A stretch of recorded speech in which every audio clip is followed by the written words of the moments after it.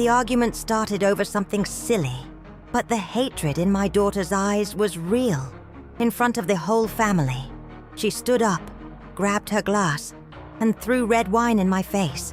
The cold liquid ran down my face as the awkward silence took over the room. But then, something unexpected happened. My 11-year-old granddaughter, who had been silently watching, picked up her tablet with frightening calm. She looked at her mother and said the 5 words that echoed like a sentence. "Mom." The audio was sent. The whole room held its breath. My daughter's face, once red with anger, turned pale with sheer terror. My name is Helen, and at 66, I thought life had already taught me all its bitterest lessons. I've always been a woman of endless patience, the kind who bites her tongue and swallows injustices, all so as not to shatter the delicate porcelain of family peace.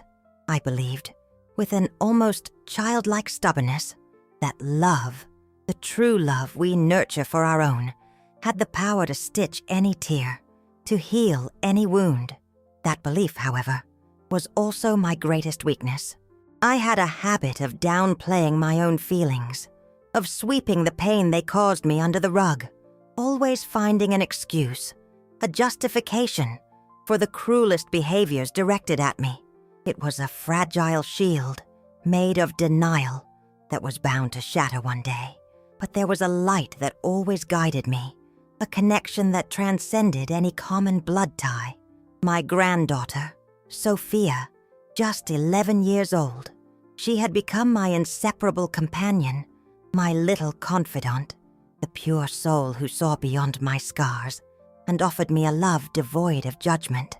With her curious eyes and her precocious wisdom, Sophia was my safe harbor, the anchor that kept me grounded amid the storm, brewing in my own family, in the home of my daughter, Anna. Anna, my only daughter, the fruit of a love that was gone too soon. Ever since I moved closer to her and her family, after my dear husband passed, I had felt a subtle but growing shift in her behavior. At first, it seemed natural, an adjustment to the new dynamic. But as the months went by, the subtlety gave way to an almost palpable hostility. It was as if my presence, the proximity of my grief and my old age, threatened her authority as a mother, as a wife, as the queen of her own castle. A silent resentment fermented and poisoned our every encounter. My attempts at affection, at help, at simple conversation, were met with a forced smile, a distant look, or worse, an outburst of irritation that left my heart aching. The tension, which had been dragging on like an uncomfortable shadow, began to intensify alarmingly about 3 weeks ago. That was when chance, or perhaps fate, put me in the wrong place at the right time. I was making one of those routine visits, bringing some chocolate chip cookies that Sophia loved, when I witnessed something that made my blood run cold. In the garden, almost hidden by the lush foliage, Anna was talking far too intimately with the next-door neighbor. The low tone of voice, the close gestures, a complicit smile I had never seen on her face when she was with me or her husband. My mother's heart clenched, a painful intuition whispering that something was not right. Later, when I found her in the kitchen, I tried to mask my apprehension with a light, almost innocent question. "Anna, I saw you talking with the neighbor. Is everything okay over there?" Her response was a hurricane. In an instant, her face twisted in fury, her eyes flashing. She accused me of being a paranoid old woman, of seeing problems where there were none, of making up stories to destabilize her life.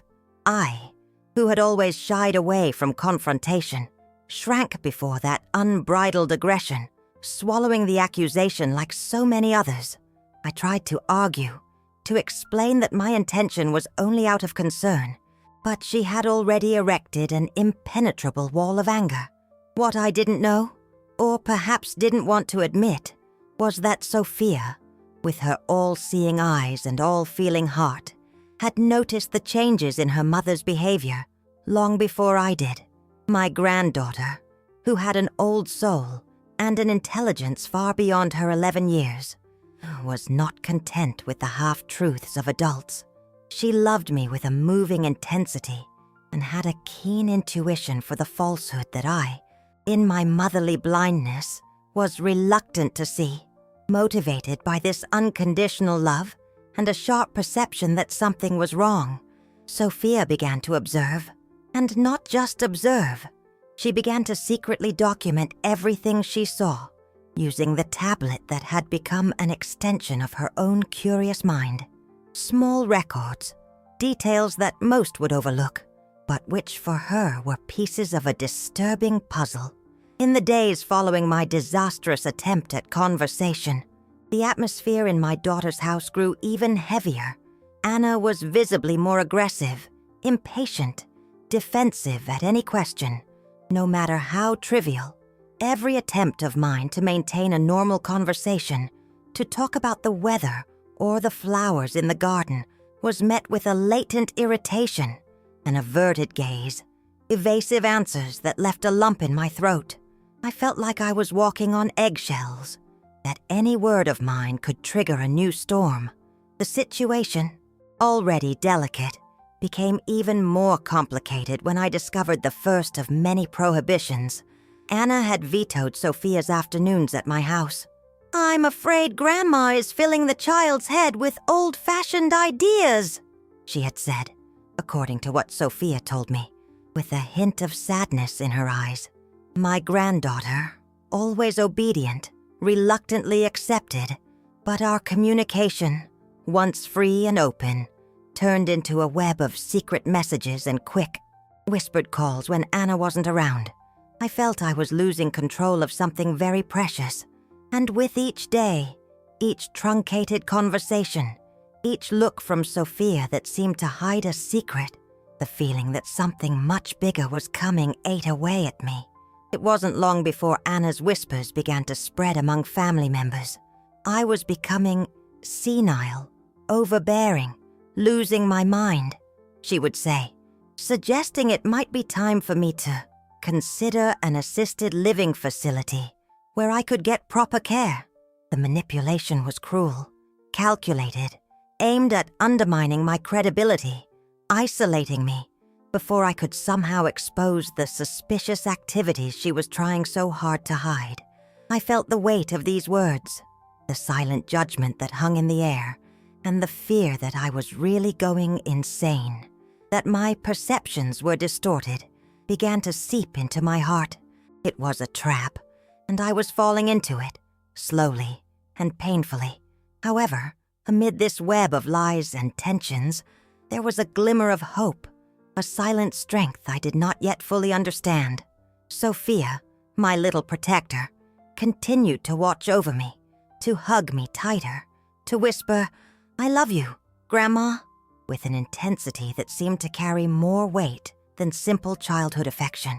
I didn't know what she was planning, or if she was planning anything, but the certainty of her unconditional love was the only thing keeping me from completely falling apart. The week reached its climax on the night of the dinner party. The celebration at my son-in-law Charles's parents' house should have been a moment of joy, of unity. He had been promoted, and the family was gathering to celebrate. The aroma of a home-cooked meal, the laughter of relatives, the clinking of glasses, a perfect scene, a facade of normality that I knew would not last long. My soul, somehow, sensed the imminence of a disaster, but I, in my eternal quest for peace, tried to convince myself that everything would be fine, that the night would pass without major incidents. I was mistaken.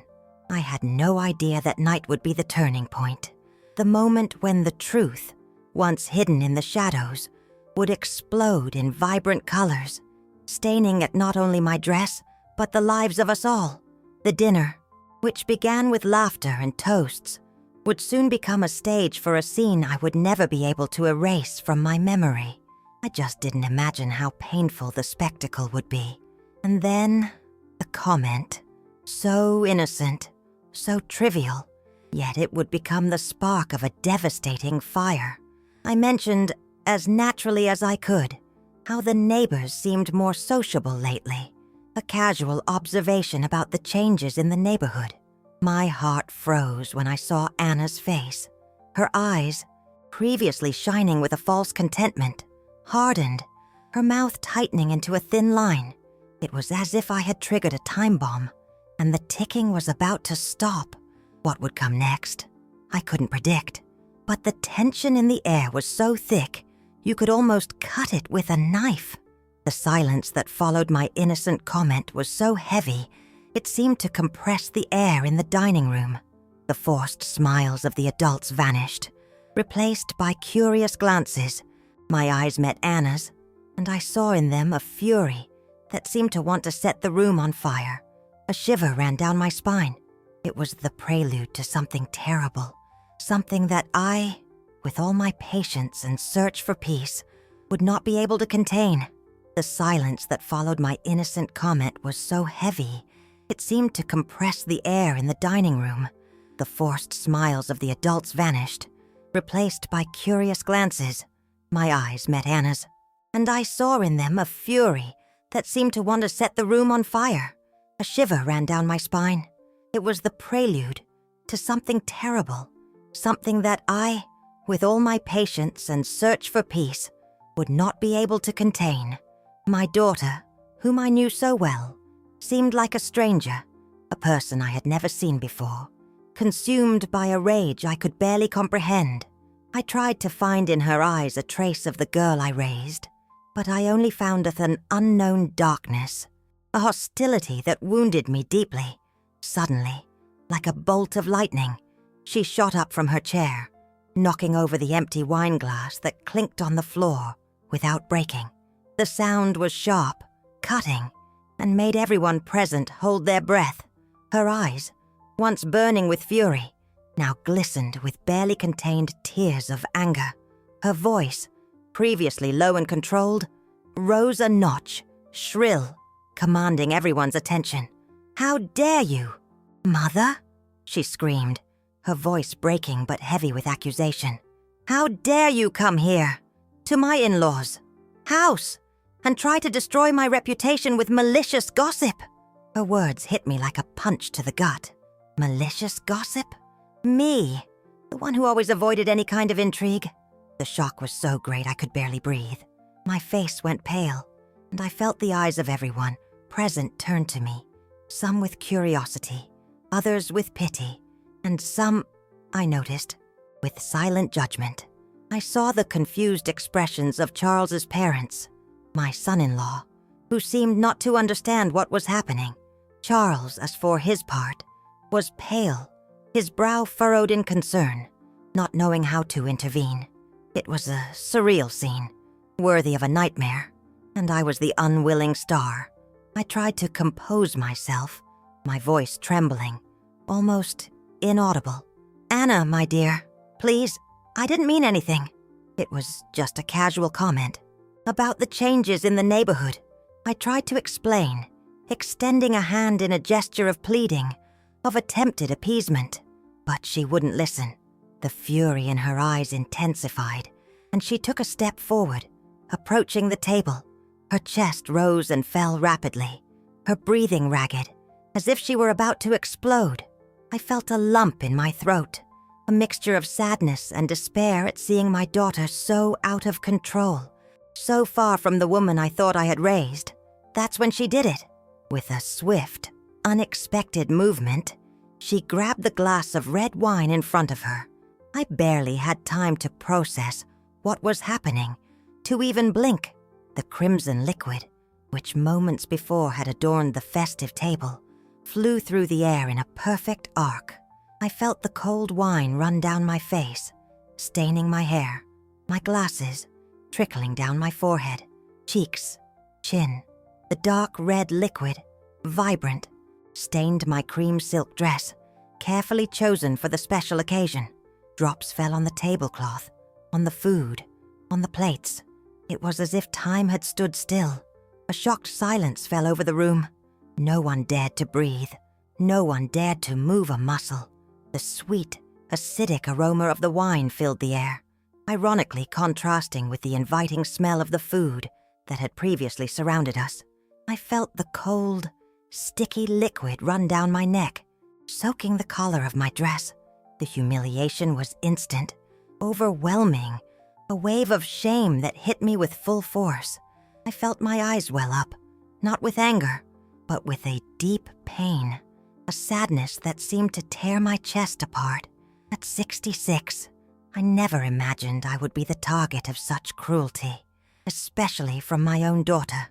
My eyes closed for a moment, seeking strength to bear the weight of that moment. When I opened them, I saw the faces fixed on me. Charles's parents, mouths agape, with a mixture of shock and embarrassment. Relatives I barely knew now stared at me with morbid curiosity. Charles, my son-in-law, his mouth half open, his blue eyes wide, the expression of someone who had just witnessed the unimaginable. He tried to stand, a murmur escaping his lips, but he seemed paralyzed by shock, unable to react. And Anna, my daughter, she stood there, the empty glass in her hand, her chest still heaving, but now with a glint of triumph in her eyes, mixed with a slight panic, as if the realization of what she had done was beginning to hit her. I saw a tremor in her hands, a sign that perhaps the rage had blinded her, but the damage was done. The image of her, her arm extended, the wine dripping from me, would be seared into my memory forever. No one moved. No one said a word. Only the sound of wine dripping from my chin onto the floor, each drop a tear of humiliation. I felt exposed, vulnerable, as if the wine had washed away not just my face, but also what little dignity I had left. The smell of alcohol and grapes was suffocating, mixed with the aroma of the festive meal, creating a grotesque dissonance. I wanted to disappear, to vanish, to become invisible. My greatest weakness, that of downplaying my own feelings to protect others, now turned against me with brutal force. There was no excuse for this, no justification. It was pure cruelty. I stood there, soaked, humiliated, at the center of attention, not knowing what to do, what to say. My heart pounded in my chest, a dull ache spreading through my entire being. The silence of the room was deafening, punctuated only by my own uncontrollable trembling. I looked at Sophia, my granddaughter, who was sitting at the table, near me. Her eyes, normally so full of light, were wide, fixed on me, then on her mother.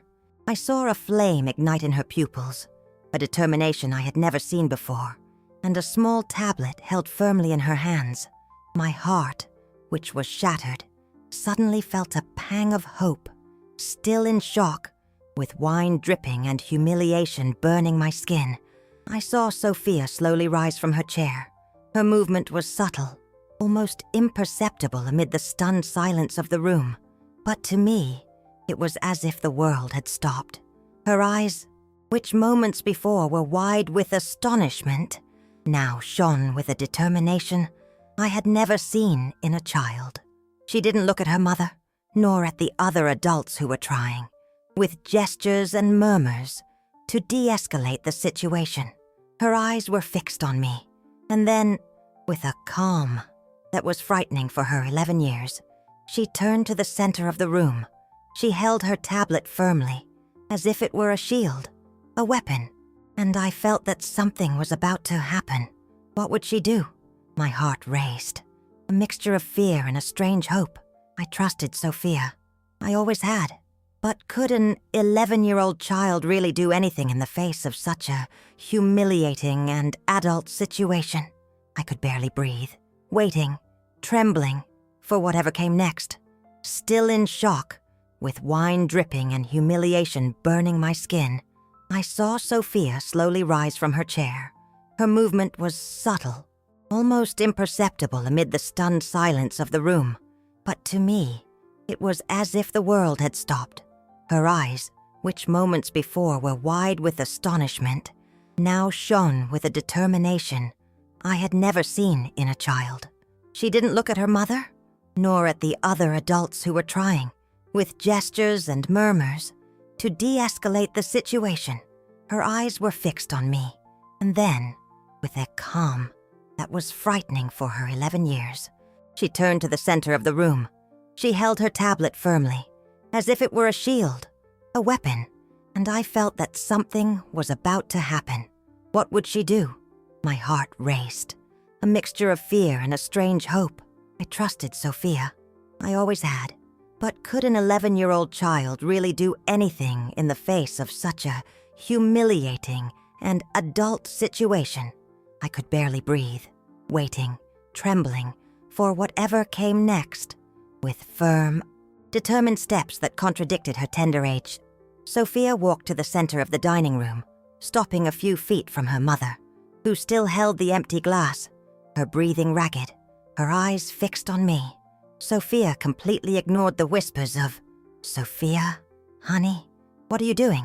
And, "Come back to the table, sweetheart," from the other adults. Her posture was that of a little warrior, spine straight, chin slightly raised.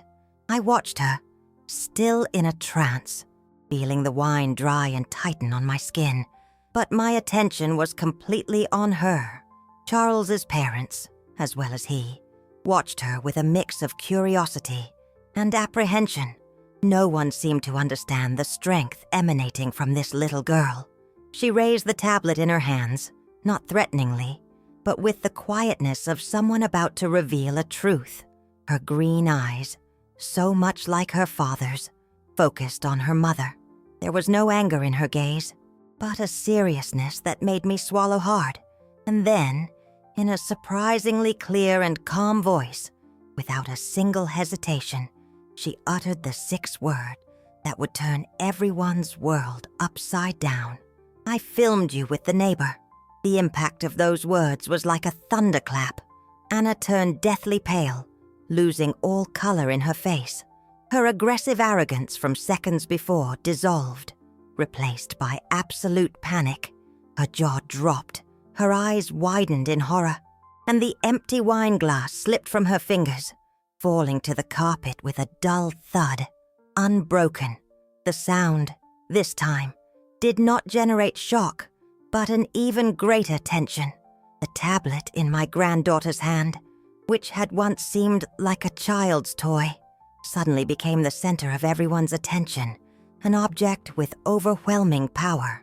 The gazes of everyone present shifted from Anna to the tablet, their eyes, like mine, fixed on the small but crystal-clear screen.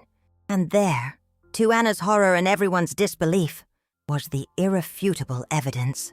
The image showed Anna in the backyard, in an intimate, compromising embrace with the neighbor. He was kissing her passionately, his arms wrapped around her waist. The scene was unequivocal, a cruel and painful proof of the betrayal she had been hiding. The date, in the lower right corner of the screen, clearly showed that the video had been taken just 3 days ago, during a time when Anna, according to her own words, was supposed to be running errands or engaged in some innocent activity. The air in the room grew even thicker, almost unbreathable. A murmur of shock rippled through the room, like the whisper of the wind before a storm. Charles's parents exchanged looks, their faces contorted in a mixture of disbelief and deep sadness. His father, a man with a perpetually serious demeanor, now looked as if he had aged 10 years in a matter of seconds. Charles's mother, a sweet and gentle woman, brought her hands to her mouth, her eyes welling with tears. And Charles, my son-in-law, the hard-working and dedicated man I admired so much, was ashen. His eyes, previously fixed on the screen, moved slowly to Anna, then to me, and finally to Sophia. I saw the shock on his face transform into a piercing, almost physical pain. He clenched his fists, the muscles in his jaw tight. He looked as if he had been struck, an invisible blow that had hit him square in the chest. There was no immediate anger in his eyes, but a sadness so profound it broke my heart. This good man, who only wanted the best for his family, was watching his world crumble before his very eyes. Anna, who seemed to have shrunk in shame and panic, tried to take a step toward Sophia, her hand outstretched, as if to grab the tablet and erase the evidence. "No, Sophia, please don't," she murmured, her voice barely audible, a thread of desperation. But Sophia, my brave granddaughter, took a step back, holding the tablet close to her body like a treasure. She kept her eyes fixed on her mother, unwavering. The silence returned, even heavier. Charles took a hesitant step forward, toward Sophia, his eyes fixed on the tablet, as if to confirm what he had just seen. I felt him tremble, and his gaze, now that the initial shock had passed, took on a coldness I had never seen in him. He was about to ask, to demand an explanation, but Sophia, in a gesture that surprised me even more, did not lower the tablet. On the contrary, she swiped her finger across the screen, and a new image appeared, even clearer and more disturbing. It was as if the first truth had been just an appetizer, and the main course was yet to come. And I, in my wine-stained dress, felt that this was only the beginning of a much larger revelation, one that would change everyone's lives forever. Charles, with a terrifying calm that contrasted with the pain I saw in his eyes, took another step forward, almost touching the tablet in Sophia's hands. His lips moved, but no words came out. He didn't have to speak. Sophia, with the wisdom that seemed to spring from her old soul, understood her father's silent request. She swiped her finger across the screen again, and the small device suddenly became a portal to the naked truth. It wasn't just one video. It was several, one after another. The images and videos appeared, each more devastating than the last. There was another video of Anna and the neighbor, this time in broad daylight on the back porch, exchanging quick kisses and complicit smiles. Then, a series of photos, screenshots of text messages that Sophia had secretly photographed from her mother's phone. They were intimate conversations, flirtations, plans for meetups.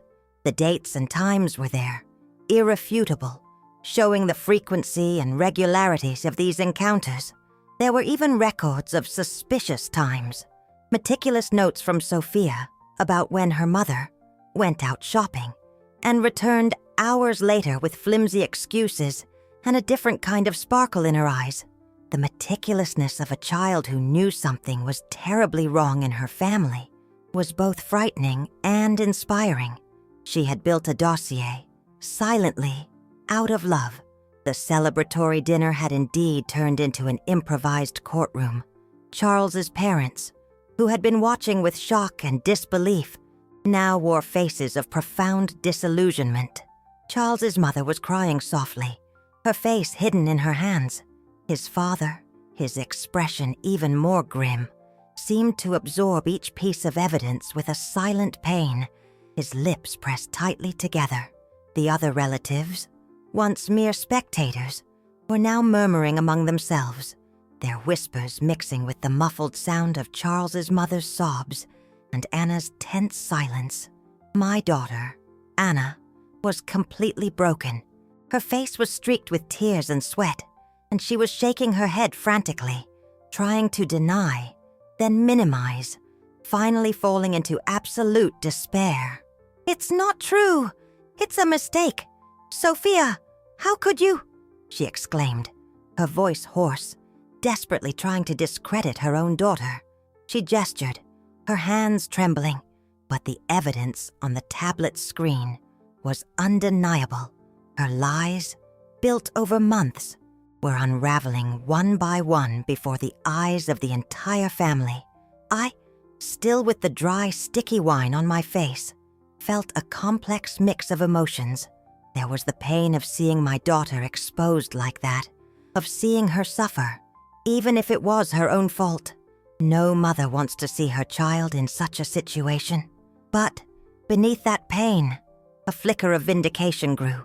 The truth I had tried to reach with my innocent questions, the truth she had tried to make me seem senile for seeking. was now there, undeniable, and the dignity she had tried to steal from me, humiliating me with the wine, was being restored by the small, brave hands of my granddaughter. Sophia, meanwhile, stood firm. She showed no triumph, only a quiet seriousness, as if she were carrying out a mission. Her eyes, which had previously shone with determination, now carried a weight, the sadness of exposing her own mother, but also the conviction that she was doing the right thing. She was the moral compass in that room, the only one who seemed guided by an unshakable truth. Charles Coif, for his part, was in a state of profound shock. He didn't scream. He didn't curse. The pain in his eyes was palpable, and his expression was shifting from hurt to a chilling coldness that worried me. He looked at the screen, then at Anna, then back at the screen, as if trying to piece together a puzzle he never expected to find. I saw the disappointment in every line of his face. The hard-working man dedicated to his family, who thought he had a solid marriage and a happy life, was discovering he had been deceived for months, perhaps years. His motivation was so pure, and the betrayal so cruel. Anna tried to approach Charles, her hands outstretched in supplication. "Charles, please, I can explain. It's a misunderstanding," she stammered, her voice failing. But Charles recoiled, as if her proximity would burn him.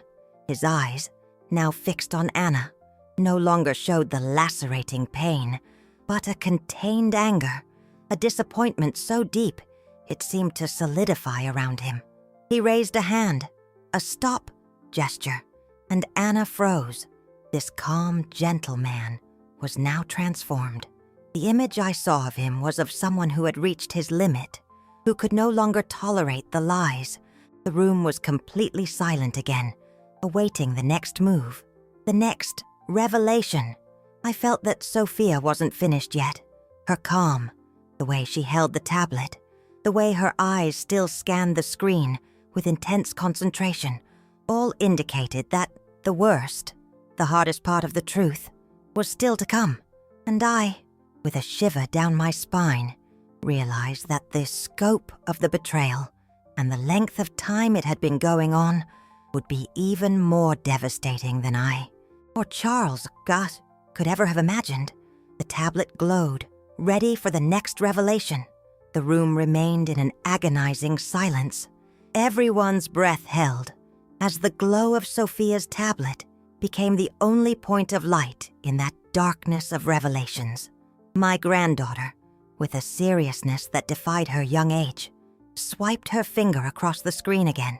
It wasn't just a matter of what had happened, but for how long it had been going on, corroding the very foundation of this family.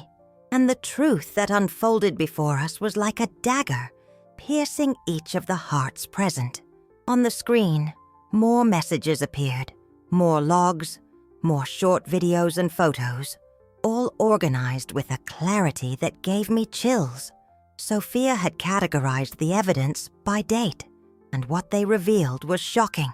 The first records, the first exchanges of messages and photos of Anna's secret meetings with the neighbor, dated back 6 months. 6 months. It was not a momentary mistake, a one-time slip-up.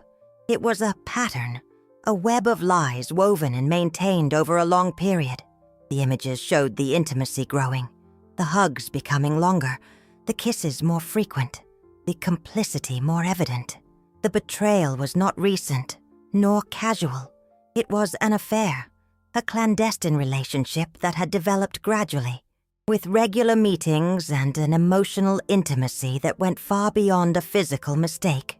The impact of this revelation was even more devastating than the wine incident. 6 months. Charles, my son-in-law, collapsed into one of the chairs, his face pale and his hands shaking uncontrollably. The coldness that had marked his expression was replaced by a deep, almost paralyzing pain. He stared at the tablet screen as if he were seeing a ghost, then at Anna, who cowered, her body trembling, her sobs now muffled by shame and panic. Charles's parents, who had been standing, leaned on each other, as if the ground had vanished from under their feet. The murmurs of the other relatives ceased completely, replaced by a stunned silence, some with hands covering their mouths, others with eyes wide, unable to process the extent of the deception. My daughter, Anna, tried to speak, but the words wouldn't come. She was in a state of denial and desperation, trying to find a crack, a loophole to escape this avalanche of truths. Her eyes scanned the faces of those present, searching for any sign of compassion, of understanding, but she found only shock and disappointment. She gestured, her hands trembling, but it was too late. The evidence was undeniable, irrefutable. Her carefully constructed lies were collapsing upon her like a house of cards. I, Helen, still felt the dry, tight wine on my face, but the pain of physical humiliation had been supplanted by the emotional pain I felt for everyone there, for the pain of Charles, who saw his marriage and trust crumble, for the pain of his parents, who saw the daughter they had welcomed into their family unmasked so brutally, and, yes, for the pain of Anna, who, even though she deserved the consequences of her actions, was my daughter, and seeing her world fall apart was, in a way, my pain as well. However, there was also a strong sense of relief. The truth, however painful, was finally coming to light. The shadows were dissipating. Sophia, my granddaughter, finally lowered the tablet, but did not turn it off. She looked at her father, Charles, with an expression of mixed love and sadness. There was no triumph on her face, only the serenity of someone who had fulfilled a duty driven by love. I saw her swallow hard, her small shoulders seeming to bear the weight of the moment. She had been the only one with the courage to expose the truth, to unmask the falsehood that was rotting the family from within. Charles, and with a visible effort, rose from the chair. His face was expressionless, his eyes empty of any emotion other than the coldness that terrified me. He walked toward Anna, slowly, each step carrying an irrevocable decision. Anna, seeing him approach, shrank even further, fear evident in her eyes. She knew the moment of final judgment had arrived. The air in the room was so thick, it felt like it was crushing my lungs. When Charles stopped in front of Anna, what little color remained in her face drained away. He didn't shout. He didn't touch her.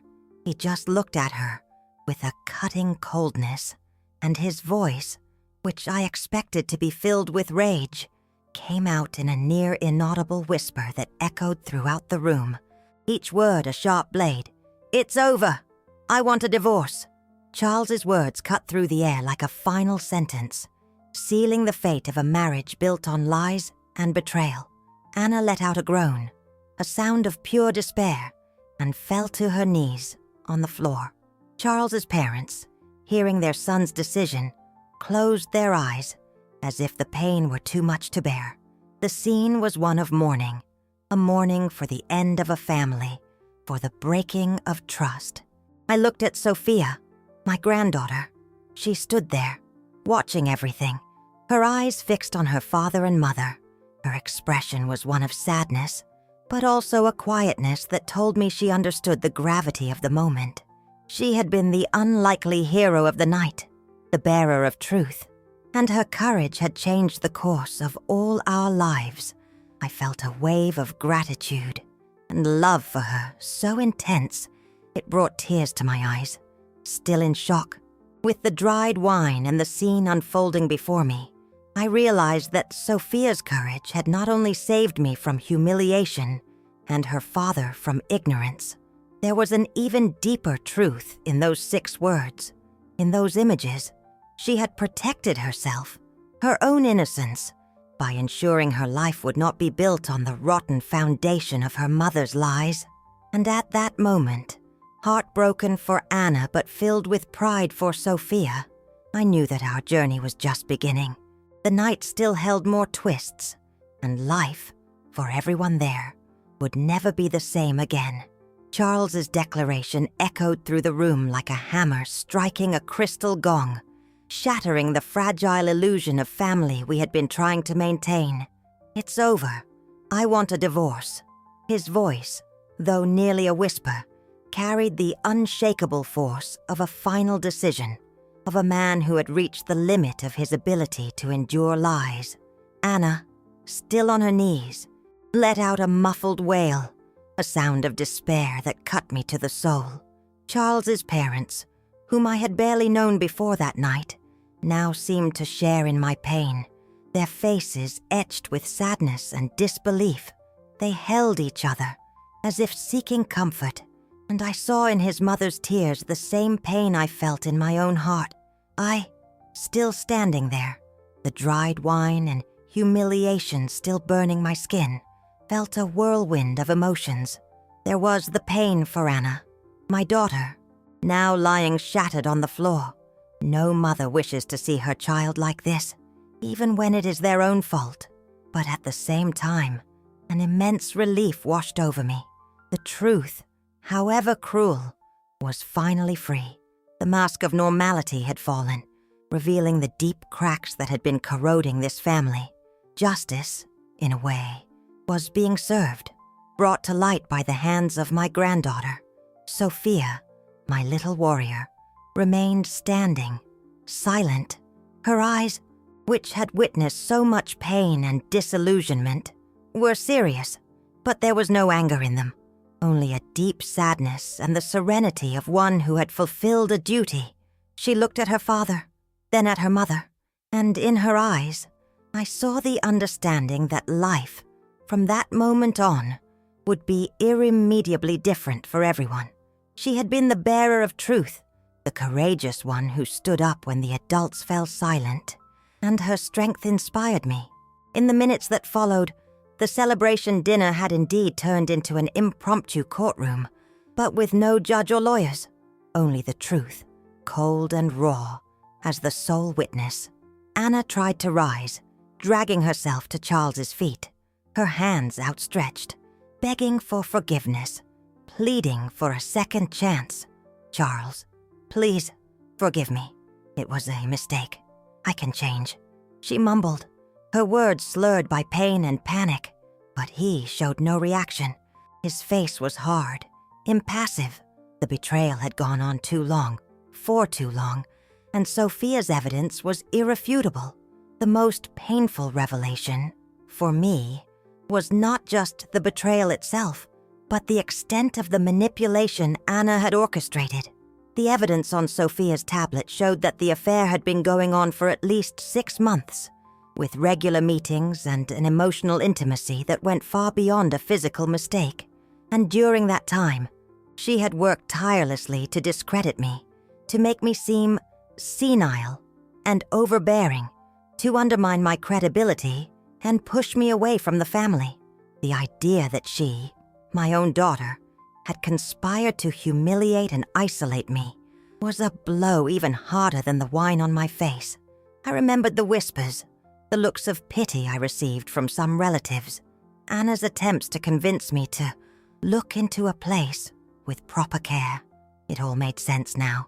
She was pushing me away, making me an outcast, so her own secret activities could continue without interference, and at the same time, using my own granddaughter as a tool, forbidding her from visiting me, controlling her communication. The cruelty of her plan sent a chill down my spine. And then I realized the third and most devastating major twist. Sophia had not just protected me from humiliation, nor her father from ignorance. She had protected herself, her courage to expose the truth. Despite her young age, had saved 2 people she loved deeply, me and her father, from continuing to live a life based on falsehood. She had refused to be complicit in the lie, and in her act of bravery, she ensured that her own life, her own future, would be built on truth, however painful it might be. The neighbor, whose name I didn't even dare to mention, had not made a sound. I assumed he had discreetly withdrawn, ashamed and unwilling to get involved in the public scandal that was unfolding. His absence, however, was the final proof of the extent of the deceit. Charles's parents, seeing the scene of Anna on her knees and their son's determination, finally intervened, not with anger, but with a voice laden with authority and sadness. "Anna, please, get up," said Charles's father, his voice thick with emotion. "There's nothing more to be said here. It's best that you go." His words were a silent banishment, an expulsion from the family circle she had broken. Anna dragged herself out of the room, her sobs echoing down the hallway, and soon after, the sound of the front door closing. The silence that followed was almost palpable, a silence of mourning, but also of a strange liberation. I looked at Charles. He was sitting again, his face in his hands. Sophia approached him, and with the sweetness only a child can possess, she hugged him. He held her tight, and I saw his shoulders shake. For the first time in months, perhaps years, I saw him cry, a silent, deep cry of pain and release. This strong man, who carried the weight of the family on his shoulders, could finally break down. I felt exhausted, but with a strange lightness in my heart. The wine she threw in my face had become an ironic symbol of her own downfall. The humiliation she tried to impose on me returned multiplied, leaving her isolated and facing the consequences of years of lies and manipulation.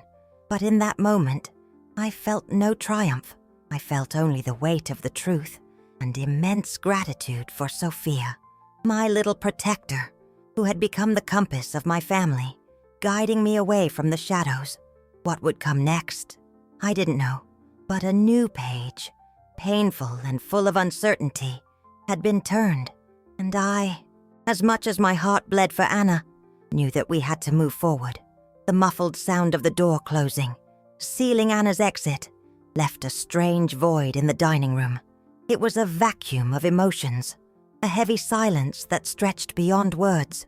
The air seemed lighter, yet at the same time, it was charged with everything that had been exposed. My eyes were fixed on Charles, who still held Sophia, his shoulders shaking with a suppressed cry, a silent mourning for a future that had shattered. I still felt the dry, sticky wine on my face, a cruel reminder of the humiliation, but the scene before me prevented me from focusing on my own pain. Their pain was more pressing. Charles's parents approached, their faces etched with sadness and disappointment. His mother gently placed a hand on her son's shoulder, offering silent comfort. His father, with a heavy sigh, just shook his head, his eyes fixed on the empty space, as if reliving each of the devastating moments that had unfolded. The family, which had gathered to celebrate, was now in ruins, and the scene was one of overwhelming desolation. I moved toward Charles and Sophia, my feet shuffling on the wine-stained carpet. I felt a pang in my heart. How could I help? I was the humiliated grandmother, the figure Anna had tried to discredit. But Sophia, my little hero, was there, and she had shown us the way. I needed to be strong for her, for Charles, for all of us. I reached out and stroked Sophia's hair, who was still wrapped in her father's arms. She turned and gave me a look that said everything. "We're in this together, Grandma." Charles finally pulled away from Sophia, wiping his tears with the back of his hand. His eyes, once empty, now had a glint of determination, a spark of strength emerging from the ashes of his suffering. He looked at me, his voice hoarse, almost a whisper. "Helen," he began, and I could feel the pain in every syllable. I am so sorry for all of this, for Anna, for how she treated you, for everything you've been through." He paused, taking a deep breath, and I could see the sincerity in his words. I had no idea. I never imagined something like this was happening, right under my nose. He glanced at Sophia, who was still by his side, holding his hand tightly. A sad smile touched his lips. "My daughter. She's the strongest one of us all, isn't she? She had the courage we adults didn't have." He squeezed Sophia's hand, and she tilted her head, leaning against his shoulder. It was a scene of love and complicity that contrasted sharply with Anna's cruelty. Charles then looked back at me, and his eyes, fixed on mine, held a decision. Helen, I need some time to process all this, to understand what happened and what I'm going to do now. I can't stay here with Sophia right now. I wouldn't be able to give her the stability she needs. Not now. Not with the house. With everything so broken. He hesitated, the words heavy, and I felt my heart ache. I knew he was torn apart, and that his priority, above all else, was Sophia. I'd like to ask a favor, Helen, he continued, his voice thick with emotion. I know it's a lot, after everything, but could you take Sophia for a while? Just until I can get things sorted out, until we can find some stability for her. I trust you more than anyone to take care of her right now. The offer took me by surprise, but not in a bad way. It was a relief, a weight lifting from my shoulders, but also an immense responsibility. I, who had been marginalized, was now the guardian of hope for Sophia's future. I looked at Sophia. She was listening intently, her large, expressive eyes fixed on ours. There was no fear in her, only a quiet understanding, an acceptance. I knew she loved me, and the thought of having her with me, of being able to protect her from all this pain, was a balm for my soul. Of course, Charles, I replied, my voice steadier than I expected. She can stay as long as she needs to. My home is her home. Visible relief relaxed Charles's shoulders. He nodded, a look of gratitude in his eyes. Thank you, Helen. Truly, I will do whatever it takes to make sure she has the best, and don't worry about anything. I'll provide all the support you need. I felt that he was not just grateful, but that this decision was born from a place of pure pain and fatherly responsibility. But then, he cleared his throat, and his eyes grew even more serious, almost dark. There's something else, Helen. Something Sophia showed me. Something she didn't quite know what it was, but that might explain Anna's behavior. He looked at Sophia, who had a confused expression, and then at me. It's about the neighbor. He's not just Anna's lover. She found something he asked Anna to do, and it might be the reason all of this escalated so quickly. My heart raced. What else could there be? What could Sophia have discovered that hadn't yet been revealed?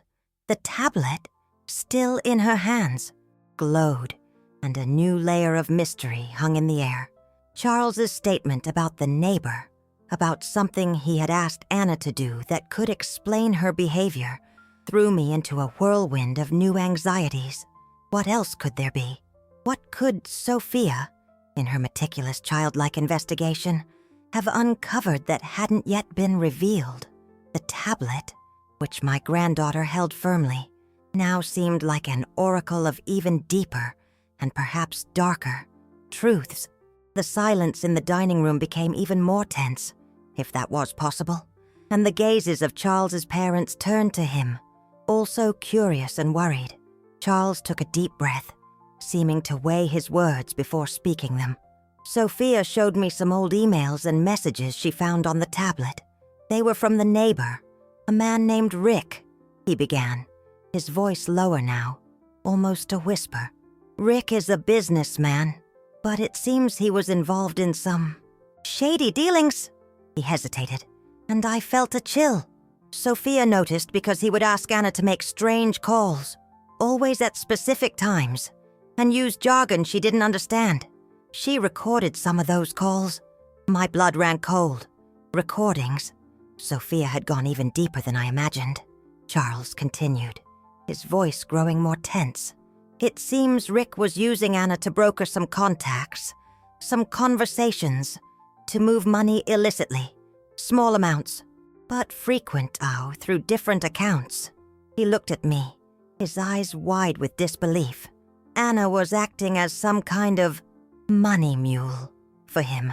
I don't know if she knew the extent of what she was doing, but he was using her to cover his operations. A shock ran through my body. My daughter, involved in something like that?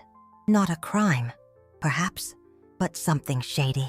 Something that strayed from honesty. It explained her fury when I mentioned the neighbor.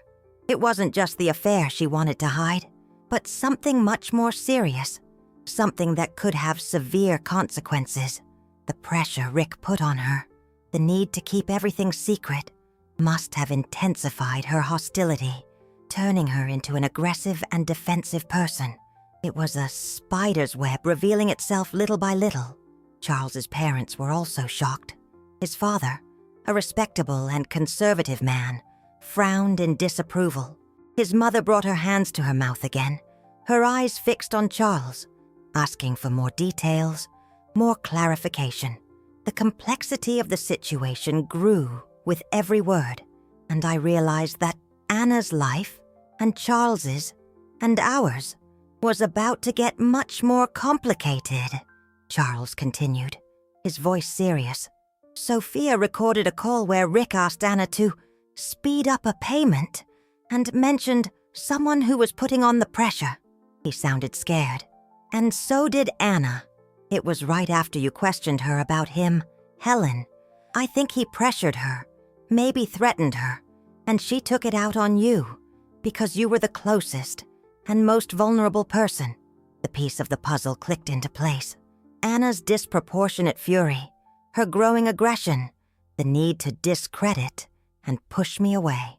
It wasn't just about the affair, but because I had inadvertently gotten too close to something that scared her, something she was involved in, and that put her at risk.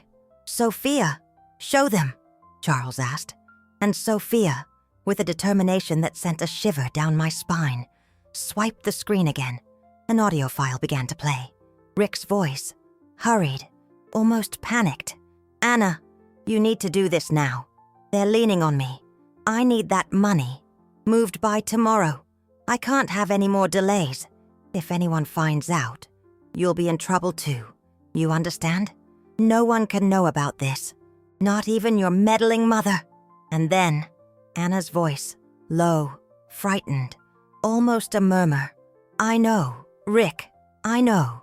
But my mother, she's suspicious of everything. The audio cut off, but the message was clear. The silence in the room was now one of pure consternation. This was no longer just about marital infidelity. It was about something much bigger, something involving financial security, perhaps freedom. My eyes filled with tears, not for myself, but for Anna. She had gotten herself into a deep hole, and her dishonesty in the relationship was just the tip of the iceberg of a much larger problem. I felt a mixture of anger and pity for her own self-destruction. Charles turned off Sophia's tablet, his eyes fixed on nothing. I'm going to need some time to figure out what to do with this information, he said, his voice full of concern. I don't know the scope of this, but I have to protect Sophia from all of it. I agreed. The priority was Sophia, always. But what would happen to Anna? And to the neighbor? I knew the story was far from over, and that the coming days would be even more challenging, filled with uncertainty and difficult decisions. The turning point had revealed a plot far more complex than I could have imagined, and the feeling that we were only scratching the surface of the problem was suffocating. The revelation of Rick's shady activities and Anna's participation in them added a layer of complexity and gravity I would have never predicted. That audio, Anna's frightened voice, Rick's veiled threats, it all became a terrible counterpoint to the wine incident. It wasn't just the personal humiliation I had suffered. It was a tangle of lies, betrayals, and possibly illegalities that was rotting the family from within.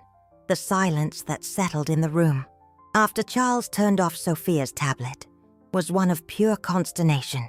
Charles stood up, the expression on his face a mix of pain, contained anger, and a newfound determination. He walked to the window, looking out at the dark garden, as if searching for answers in the void of the night. His parents approached, and his father, in a hoarse voice, broke the silence. "Son, what are we going to do with this? With this? This proof?" The concern was palpable in his words. Charles's mother just hugged him, offering silent comfort. Her eyes filled with tears. I watched the scene, still feeling the pull of the dried wine on my skin. My heart was divided. There was anger at how Anna had treated me, at her betrayal of Charles, and now at her foray into something so dangerous. But there was also a mother's concern. As much as she had hurt me, Anna was my daughter, and I couldn't ignore the abyss she had thrown herself into. I wondered what had driven her to this. Was it greed, naivete, or a combination of both? I felt there was something more, something I didn't yet fully understand. Charles turned from the window, and his eyes were resolute. "I don't know yet, Dad, but one thing is for sure. Sophia can't be exposed to this. She doesn't deserve it. And Anna, she'll have to face the consequences of her choices. I loved her, but I can't protect her from herself anymore." He looked at Sophia, who was quietly standing by my side, holding my hand. "You were very brave, my daughter, much more than many adults. But now we're going to take care of this, and you're going to be safe." Sophia nodded, her eyes serious. She trusted her father, I could see, and she trusted me. Charles's decision for her to stay with me for a while seemed the most natural and necessary thing to do. My home, once a peaceful refugee for Mia, would now become a sanctuary for my granddaughter, a place where she could feel safe amid the chaos that had beset her family. The days that followed were a blur of events. The news of Charles and Anna's divorce spread quickly among relatives, and the scandal of the affair became the subject of whispers and curious glances. The neighbor, Rick, confronted by Charles in a tense, private meeting he recounted to me days later, admitted everything, apparently shocked by the extent of the evidence Sophia had collected. He wanted no part in the public scandal that followed, and immediately ended his relationship with Anna, disappearing from the neighborhood as discreetly as he had appeared.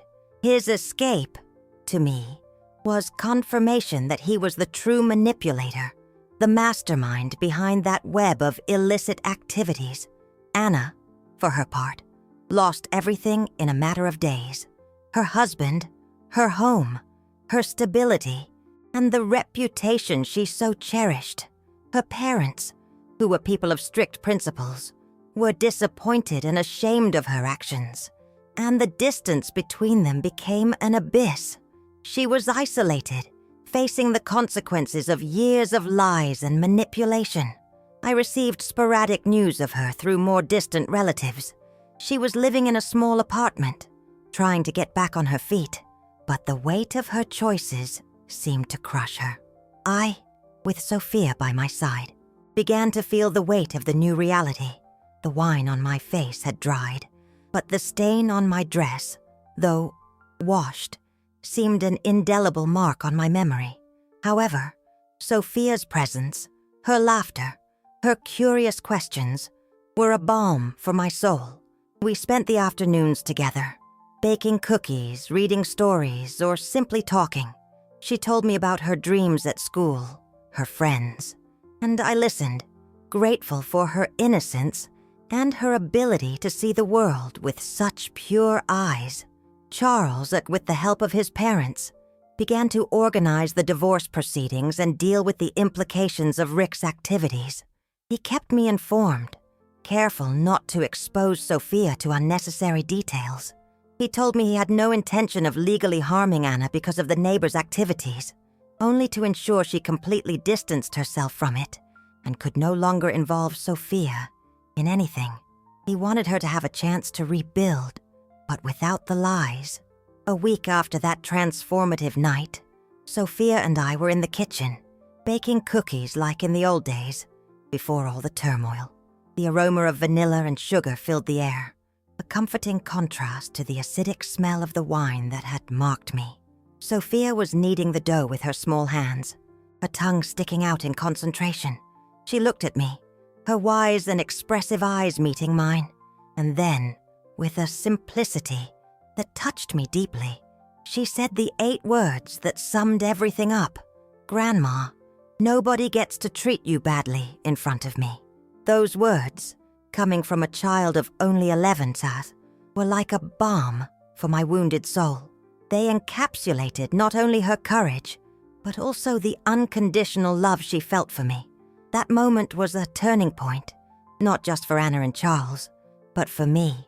I realized that, for too long, I had allowed my quest for family peace to make me vulnerable, to make me swallow injustices and downplay my own pain.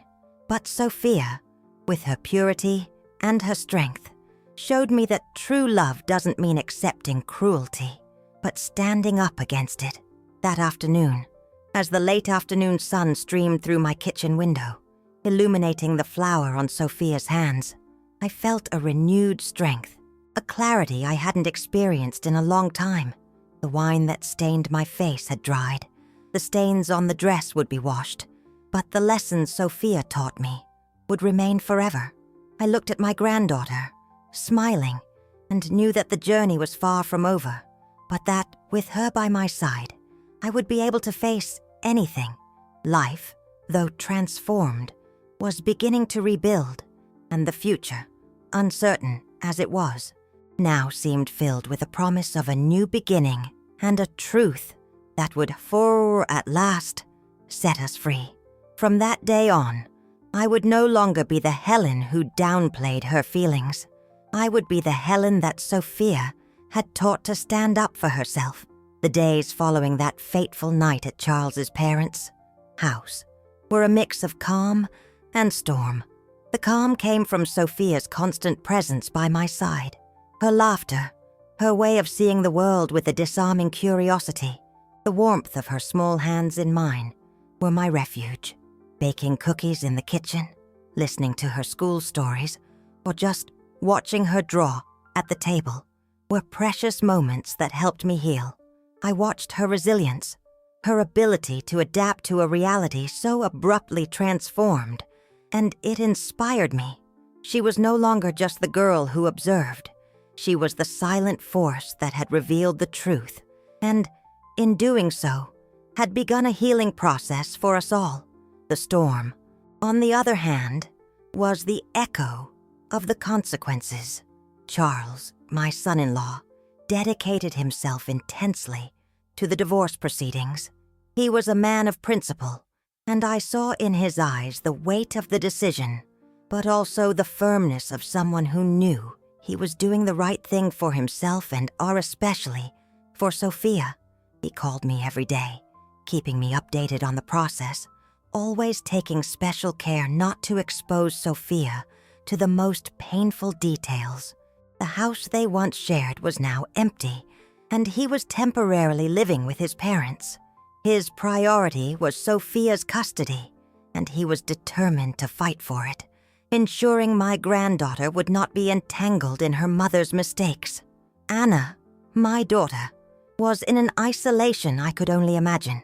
The news that reached me, through relatives who still maintained superficial contact with her, was scarce and worrying. She had moved into a small apartment, far from the familiar neighborhood, and seemed to be mired in a pit of despair and regret. I felt no triumph in seeing her suffer, only a deep sadness. I had raised her with so much love, with so many dreams. How had she strayed so far from the path? What had led her to make such self-destructive decisions?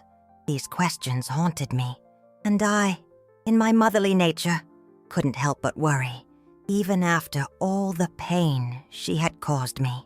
Rick, the neighbor, had vanished. Charles told me he had sold the house in a hurry and moved without a trace. That escape, to me, was the final proof of his cowardice and his true manipulative nature. He had used Anna, discarded her, and fled to avoid the consequences. This only deepened my pity for my daughter, who had been not only a betrayer, but also a victim of a dangerous game.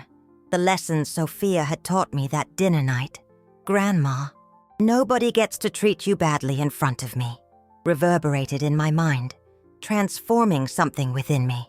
I, the woman of infinite patience who swallowed insults to keep the peace, was beginning to see that true peace didn't come from a mission, but from integrity. I began to reflect on my own tendency to downplay my feelings, to find excuses for cruel behavior. It was a trap, a form of self-sabotage, and Sophia had freed me from it. For the first time in a long time, I began to feel an inner strength I thought I had lost with my husband's passing, or perhaps that I never knew I possessed. I looked at myself in the mirror and saw not just the 66-year-old woman with worry lines, but a woman who had survived humiliation, who had been protected by a child, and who was learning to stand up for herself. My inner voice, once silent, was beginning to make itself heard. However, amidst this personal rebuilding, a new concern began to arise, a subtle cloud on the horizon. Anna, despite her isolation, was not completely out of our lives. She tried, from time to time, to contact Sophia. Short messages from a number Sophia didn't recognize, but they were clearly from her. "I miss you, my love. Mommy loves you." Or, "I want to see you. My princess. Come visit me." Sophia would show me the messages, her large, thoughtful eyes, and I could feel the conflict in her little heart. She loved her mother, despite everything, and that was a painful dilemma for her. I knew Anna missed Sophia, but I also feared she would try to manipulate her, as she had done with me. I couldn't allow Sophia, who had been so brave and true, to be dragged back into her mother's web of lies and dissimulation. Charles was worried too. He had advised Sophia not to respond, to give Anna time to recover and restructure her life. But her insistence was becoming more frequent, and I felt that soon Anna would attempt a more direct contact, perhaps an unexpected appearance that could destabilize the fragile peace Sophia and I were building. One afternoon, while Sophia was playing in the yard, my landline rang. It was an unknown number. I hesitated to answer, but something compelled me to. The voice on the other end was a woman's, choked with emotion, hesitant, but unmistakable. "Mom, it's Anna." My heart leapt. She was calling me. After everything, she was finally reaching out. I didn't know what to expect, but the tension was palpable. Would it be a sincere apology? An attempt at manipulation? Or something even more complex? Her voice, laden with a pain I couldn't ignore, held me to the phone. She was about to say something that could change everything again, and I braced myself for the next revelation. Anna's voice on the phone, choked and hesitant, cut through the silence of my kitchen like an icy blade. "Mom, it's Anna." My heart, which had found a calmer rhythm beside Sophia, began to race. It was her. After days of isolation, after all the pain and humiliation, she was reaching out to me. A wave of conflicting emotions hit me. Surprise, apprehension, and to my own astonishment, a pang of motherly concern I thought I had smothered. My hand gripped the receiver tightly, my knuckles white. "Anna," I replied, my voice a bit harsher than I intended. I felt the need to maintain a barrier, to protect myself and Sophia. "What do you want?" The words came out almost automatically, a defense mechanism against the pain she had caused me. I could hear a sigh on the other end of the line, a sound of fragility that made me hesitate for a brief second. "Oh, Mom, I just wanted to know how you are," she began, her voice still hoarse, but with a forced sweetness that made me suspicious. I knew Anna, knew her capacity for manipulation, for turning a situation to her advantage. "And Sophia, is she okay? I miss her so much." "Mom, so much." There was a tone of self-pity in her voice, an attempt to elicit a compassion I was determined not to give into. I held my ground. "We're fine, Anna. Sophia's here with me." "She's safe," I said, emphasizing the word safe. I wanted her to understand that under my care, Sophia was protected from any turmoil Anna's life might bring. The silence that followed was filled only by the muffled sound of my own breathing. I could almost picture her, brow furrowed, trying to find the right words to get to me, to infiltrate our lives again.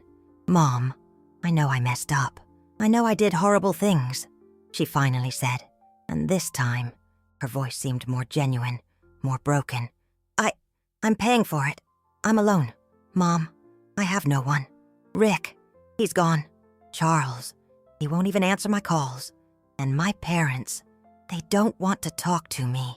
There was a real desperation in her words, a desperation that wasn't feigned. And despite all the harm she had done to me, the mother in me felt a pang of pity. She was reaping what she had sown, but she was still my daughter. "Anna, your actions have consequences, and you need to face them," I said, trying to keep my voice steady, even with a heavy heart. "What you did, it wasn't just to me. It was to Charles, to Sophia, and to yourself." I heard a muffled sob on the other end, a tearless cry, just the sound of a soul crumbling. "I know, Mom, I know," she managed to say between gasps. I just wanted a chance to explain to Sophia, to ask her for forgiveness. She's my daughter. Mom, I love her. Please, let me see her. Just for a moment. I promise I'll be careful. I want her to know I'm sorry." That request put me in a dilemma. The mother who had suffered humiliation wanted to keep her distance, to protect herself and her granddaughter. But the grandmother who saw the pain in Sophia over her mother's absence, and the mother who heard the desperation of her own daughter, felt a pull on her heart. I knew Sophia needed closure, but I feared Anna's instability, the possibility of new manipulation, new pain. Trust had been shattered into 1,000 pieces, and rebuilding it seemed an impossible task. "Anna, I don't know if this is the right time," I said, hesitating, and I felt the resistance in my own voice. "Sophia is recovering. She's adjusting to a new routine. She needs peace. And you need time to heal, to understand the extent of your mistakes." "But I need to see her. Mom, I have to." Her voice rose a notch, the plea mixing with a hint of demand that made me recoil. "I'm alone, and she's all I have left. Please, Mom, for our history, for Sophia's sake. I'm in a very dark place right now, and I need her." I closed my eyes, my face still marked by the memory of the wine, but now feeling the weight of that plea. Anna was asking for something that seemed fair in her pain, but that could be devastating to Sophia's fragile stability. I felt that this conversation wouldn't end here. She wouldn't give up so easily. The kitchen door opened, and Sophia came in, her eyes curious, a silent question in her gaze as she saw me on the phone. Had she heard something? What should I do? My daughter, in her desperation, was asking for a chance, and I found myself in the middle of a whirlwind of emotions, not knowing which path to take. Sophia's appearance at the kitchen door, her large, curious eyes fixed on me as I held the phone, intensified the dilemma that was eating away at me. She, the girl who had exposed the truth with such courage, was now the most vulnerable part of the equation. I couldn't allow Anna's pain to become a burden for Sophia, nor could I let my daughter's instability drag her into more suffering. "Grandma, is everything okay?" Sophia asked, her voice soft but with a touch of apprehension.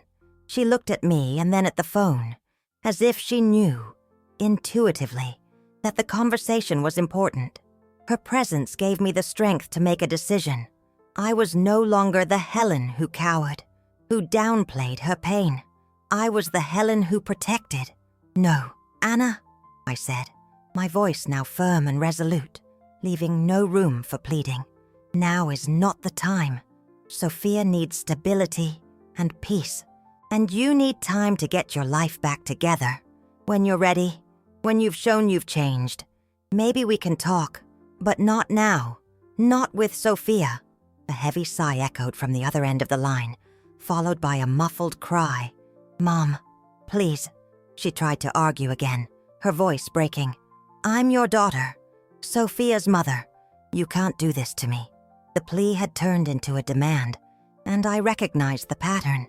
It was the selfishness, the manipulation at resurfacing, even amidst desperation. "Anna, what I can't do is allow you to continue hurting the people I love," I said, feeling a pang of sadness, but also a renewed clarity. "The choices you made, the lies you told, brought you to this point, and only you can change it. I will not be an accomplice to more pain for Sophia." And with a lump in my throat, but with the certainty of doing the right thing, I hung up the phone. The silence that followed was almost deafening. Sophia looked at me, her eyes fixed on mine, without saying a word. I didn't know what she had heard, what she had understood. I felt I needed to be honest with her, within the limits of her age and sensitivity. I knelt down to Sophia's level and took her small hands. "That was Mommy. Sweetie," I said, my voice soft. "She's sad, Sophia, and she misses you. But Mommy needs some time to take care of herself, to figure things out. And for now, it's best for you to stay here with me, where you're safe and happy." Sophia looked me in the eyes, and I saw a shadow of sadness on her face, but also understanding. "Is she very sad, Grandma?" she asked, her voice almost a whisper. "Yes, my love," I replied, stroking her hair. "When people make mistakes, sometimes they get very sad, and they need time to understand and to change. It's a process." Sophia was silent for a moment, absorbing my words. Then she hugged me tightly, her small body nestled against mine.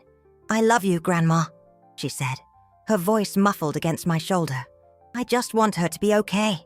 And in that hug, I felt all her purity and unconditional love, a love that, despite everything, still worried about her mother.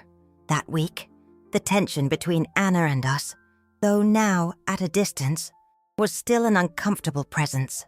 Charles was working tirelessly to resolve the divorce issues and secure custody of Sophia. He spent the afternoons with her, playing in the park, reading books, trying to rebuild the bridge of trust that had been shaken. I saw his effort, his dedication, and it filled me with admiration. He was being the father Sophia needed, a safe harbor in the storm. Meanwhile, Sophia and I strengthened our bond even more. Our afternoons of baking cookies, our talks about the future, reading books. I taught her about life, about the importance of truth, courage, and honesty. And she, with her precocious wisdom, taught me about resilience, about the capacity to forgive, and about the strength of love. I felt I was becoming the grandmother she deserved, a grandmother who no longer swallowed her pain, but faced it with dignity. At the end of that turbulent week, Charles secured a major victory in court.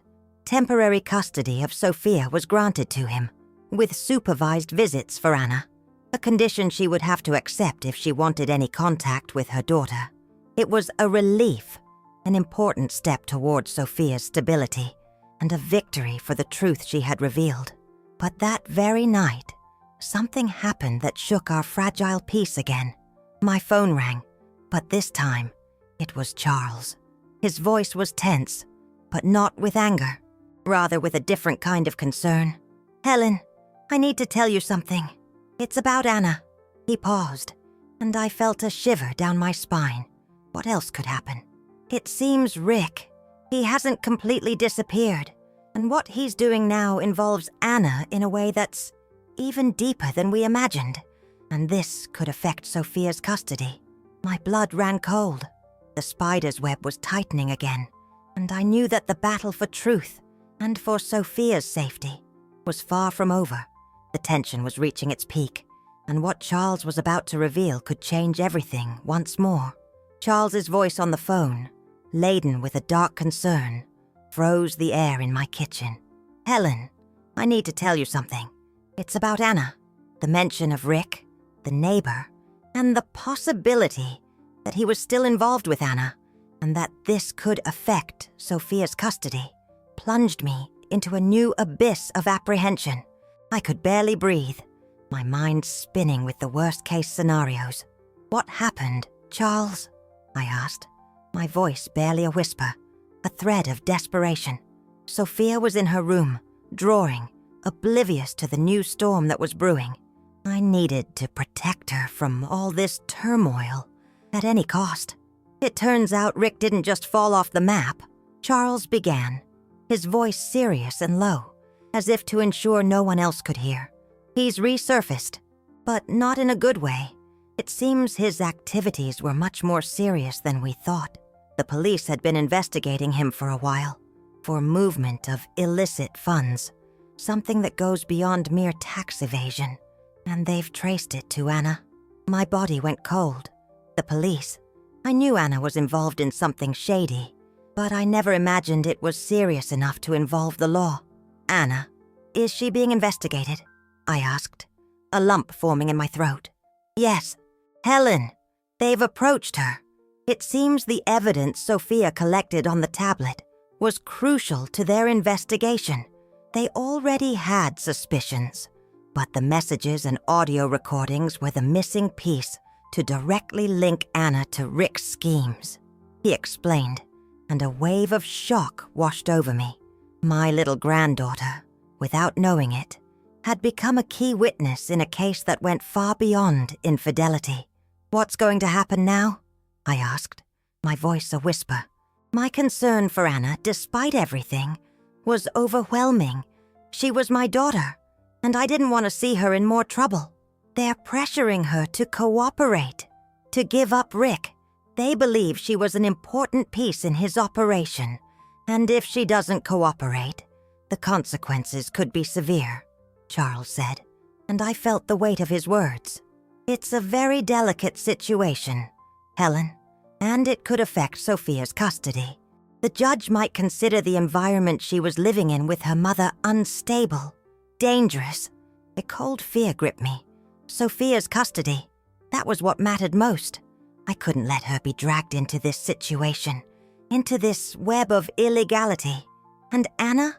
What does she plan to do?" I asked. "She's in a panic, doesn't know what to do." But I told her the only way out is to cooperate, to tell the truth, not just for the police, but for herself, to try to rebuild, Charles replied, and I felt a sliver of relief. At least Charles was being sensible, trying to guide her down the right path, however difficult. The following days were pure tension. Charles and I spoke constantly, strategizing on how to protect Sophia. He was in contact with his lawyers, reinforcing the need for him to have custody, showing the stability and security that he and I could offer Sophia. I spent hours with my granddaughter, trying to keep her in a bubble of normalcy, away from adult worries, but I knew she could feel the tension in the air. Her eyes followed me with a worried curiosity, and I forced myself to smile, to keep her calm. Then, the news came. Anna had decided to cooperate with the police. In a lengthy deposition, she told them everything she knew about Rick, about his activities, about how he had manipulated her, exploited her fragility, and her need for acceptance. She had revealed details the police needed to finally arrest Rick, who was apprehended in another state, trying to flee. Rick's arrest was a relief. The spider's web that had suffocated Anna and threatened our family was finally beginning to unravel. But the consequences for Anna didn't disappear overnight. She would still have to answer for her part, but her cooperation would reduce her sentence and, more importantly, open a path to her redemption. With Rick's arrest and Anna's cooperation, the custody landscape for Sophia changed dramatically.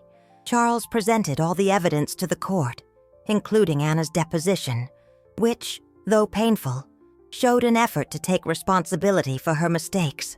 The judge, seeing the stability that Charles and I could offer, and Sophia's vulnerability in the face of the events, made a crucial decision.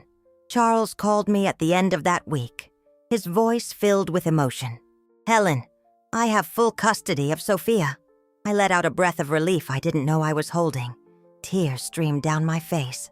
It was a victory for justice, for truth, and above all, for Sophia. She would have the stability and security she deserved. Anna would have visitation rights, but they would be supervised, and only when she was demonstrably stable. That night, Sophia and I hugged each other tightly. She didn't know all the details, but she felt the relief in the air. "Are we going to stay together, Grandma?" she asked, her voice full of hope. "Always, my love," I replied, kissing her forehead. Always. The tension that had hung over us finally dissipated, and a genuine peace began to bloom. The wine that stained my face had dried, but the lesson of courage, truth, and unconditional love that Sophia taught me had blossomed, and I knew that the journey, though arduous, had led us to a place of hope and renewal. Life, at last, was giving us a second chance. The news of Charles gaining full custody of Sophia brought a relief that felt like it was washing my soul, like a gentle rain after a long drought. The tears that streamed down my face were not of sadness, but of deep gratitude and an exhaustion that could finally dissipate. Justice, which for so long had seemed a distant fog, had materialized, and Sophia's safety was the most precious reward of all. That night, as I tucked Sophia into her makeshift but cozy bedroom in my home, I felt that a new phase of our lives was truly beginning. The days turned into weeks, and the routine in my house took on a new rhythm, dictated by Sophia's infectious joy. My kitchen, once a place of solitary reflection, now echoed with the sound of laughter and the aroma of freshly baked cookies, a sweet fragrance that reminded me of a new beginning. Charles came daily, spent the afternoons with Sophia, and I saw in his eyes the peace that his daughter's presence brought him. He was rebuilding too, slowly, but with the same determination that had driven him to fight for Sophia. His conversations, once filled with worries about the divorce and Anna's problems, now revolved around Sophia's future, her school, her dreams. He was there, present, and that was what mattered most. Anna, my daughter, was on her own journey, far from us. I received news of her through Charles, who kept in touch with her lawyers. Her cooperation with the police had been crucial, and Rick, the neighbor, was duly punished for his actions. Anna, though she still had to deal with the legal and emotional consequences of her choices, was on the path to recovery. She had accepted the custody conditions, including the supervised visits, and that gave me a glimmer of hope. Not that I forgave her completely, not yet, but the possibility that she could rebuild and one day mend her relationship with Sophia was a balm for my mother's heart. The lesson Sophia taught me, "Grandma, nobody gets to treat you badly in front of me," had taken root in me. I, the woman who swallowed insults to keep the peace, had found a new voice. I set aside the tendency to downplay my feelings. If someone tried to disrespect me, I didn't hesitate to stand my ground, calmly and with dignity, but firmly. It wasn't about revenge, but about self-respect, a value that Sophia, in her innocence, had helped me rediscover. My demeanor changed, and the people around me, including relatives who once looked at me with pity, began to look at me with a new respect. The most unexpected transformation, however, came from within me. That night of the dinner party, the humiliation of the wine, Sophia's courage, all of it had been a catalyst for deep introspection. I understood that for years, I had sought external peace at the cost of my internal peace. I had, to some extent, erased myself in the name of a family ideal that was, in reality, just a facade. Sophia showed me that true strength lies in honesty, in the courage to face the truth, however painful it may be, and that love, true love, does not remain silent in the face of injustice. Today, I watch Sophia playing in the yard, her hair flying in the wind, a pure smile on her face. She is living proof that the truth, even coming from a child, has an absolute, transformative power. She not only defended me from her mother's unjust cruelty, but also protected her father from a life of deceit and gave me back the dignity I thought I had lost forever. The wine that stained my face dried quickly, but the lesson about honesty, courage, and family love will remain forever etched in my heart. I learned that overcoming is not just about getting up after a fall, but about rebuilding on a stronger, truer foundation. Life presents us with obstacles, yes, but it is in how we face them that our true strength resides. And it is in the purest human connections, like the unbreakable bond I have built with my granddaughter, that we find the light to move forward. The journey of suffering and revelation had come to an end, but the journey of healing and growth was just beginning. And with Sophia by my side, hand in hand, I knew we were ready for whatever life brought our way, living each day with gratitude, courage, and above all, so much love.